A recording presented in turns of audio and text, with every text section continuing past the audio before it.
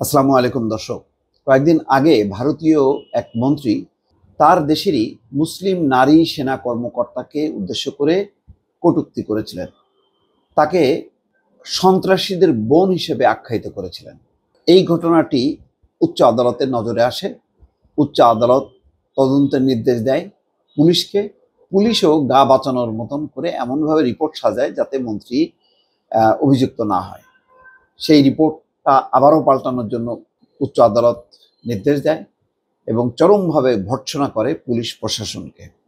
ক্ষমা চেয়েছিলেন সেই বিজয় শাহ, সেই মন্ত্রী, কিন্তু যেভাবে ক্ষমা চেয়েছেন সেটা উচ্চ আদালতের কাছে মনোপুত হয়নি। সেই কারণে তার বিরুদ্ধে তদন্তের নির্দেশ দেওয়া হয়েছে। দর্শক, এই খবরে বলা হচ্ছে অপারেশন সিঁদুর নিয়ে ব্রিফ করা ভারতীয় মুসলিম নারী কর্মকর্তা কর্নেল সোফিয়া কুরেশিকে আপত্তিকর মন্তব্য করে বিপাকে পড়েছেন মধ্যপ্রদেশের মন্ত্রী বিজয় শাহ। তিনি নিজের মন্তব্যের জন্য ক্ষমা প্রার্থনা করলেও তা প্রত্যাখ্যান করেছেন আদালত। উল্টো তার বিরুদ্ধে তদন্তের নির্দেশ দেওয়া হয়েছে। সোমবার ভারতের সংবাদ মাধ্যম এনডিটিভির প্রতিবেদনে এই তথ্য জানা গেছে। প্রতিবেদনে বলা হচ্ছে, ভারতের সুপ্রিম কোর্ট মধ্যপ্রদেশের মন্ত্রী বিজয় শাহের একজন মহিলা সামরিক কর্মকর্তার বিরুদ্ধে করা অপমানজনক এবং সাম্প্রদায়িক মন্তব্যের জন্য তার ক্ষমা প্রার্থনা প্রত্যাখ্যান করছে। কোর্ট মন্ত্রীর বিরুদ্ধে মামলা তদন্তের জন্য ৩ সদস্যের একটি নতুন আইপিএস অফিসারদের দল গঠনের নির্দেশ দিয়েছে।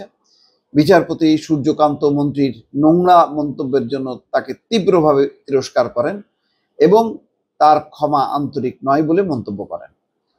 তিনি বলেন, এটা কি ধরনের ক্ষমা? ক্ষমার কিছু অর্থ আছে। কখনো কখনো মানুষ শুধু মামলা থেকে বাঁচতে নরম ভাষা ব্যবহার করে, আবার কখনো তারা মায়া কান্না করে। আপনার ক্ষমা কি ধরনের?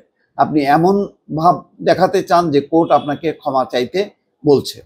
এতদিন আপনার নোংরা মন্তব্যের জন্য আন্তরিক ক্ষমা চাইলে কিসে বাধা দিয়েছে? মানে আপনি যদি আন্তরিকভাবে ক্ষমা চাইতেন তাহলে বাধা কোথায় ছিল? তিনি আরো বলেন, একটি সশস্ত্র বাহিনীর জন্য একটি আবেগপ্রবণ বিষয়, মানে পুরো বিষয়টা, এবং মন্ত্রীর উচিত ছিল আরো সংবেদনশীল হওয়া। কোর্টের নির্দেশে বলা হয়েছে মঙ্গলবারের মধ্যে ৩ জন আইপিএস অফিসারের একটি বিশেষ তদন্ত দল গঠন করতে হবে, যার মধ্যে একজন মহিলা অফিসার থাকবেন। এই দলকে ২৮শে মের মধ্যে তদন্ত প্রতিবেদন জমা দিতে বলা হয়েছে। মন্ত্রীকে গ্রেপ্তার থেকে সাময়িক সুরক্ষা দেওয়া হলেও কোর্ট জোর দিয়ে বলেছে তাকে পরিণতি ভোগ করতে হবে। মধ্যপ্রদেশ সরকারের বিরুদ্ধে নোটিশ জারি করে কোর্ট বলেছে, আমরা এটির উপর নজর রাখব, এটি আপনাদের জন্য একটা পরীক্ষা। বিজয় শাহের মন্তব্য, অপারেশন সিঁদুরের অংশ হিসেবে ভারতের সীমান্তের ওপারে সন্ত্রাসী শিবিরে হামলা চালানোর পর বিজয় শাহ একটি জনসভায় বলেন, কর্নেল সোফিয়া কুরেশিকে সন্ত্রাসীদের বোন বলে উল্লেখ করেন। তিনি বলেন, আমাদের সম্প্রদায়ের বিধবা বোনেরা তোমাদের সম্প্রদায়ের একজন বোন তোমাদের উলঙ্গ করে দেবে। মোদিজি প্রমাণ করেছেন তোমাদের সম্প্রদায়ের মেয়েদের পাকিস্তানে পাঠিয়ে প্রতিশোধ নেওয়া যায়। যদিও তিনি কারো নাম উল্লেখ করেননি, তার মন্তব্য কর্নেল সোফিয়া কুরেশির প্রতি লক্ষ্য করে বলা হয়েছিল। মনে করা হয় যিনি অপারেশন সিঁদুরের ব্রিফিংয়ে সশস্ত্র বাহিনীর প্রতিনিধি ছিলেন।